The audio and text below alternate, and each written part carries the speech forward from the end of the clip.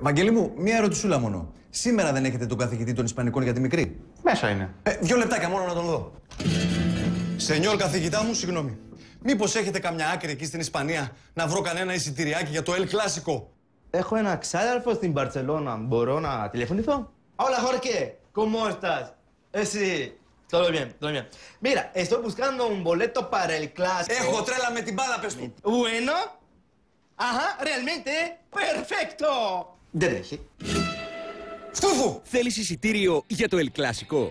Μην το ζητήσεις από Ισπανό. Ζήτα το από Γερμανό.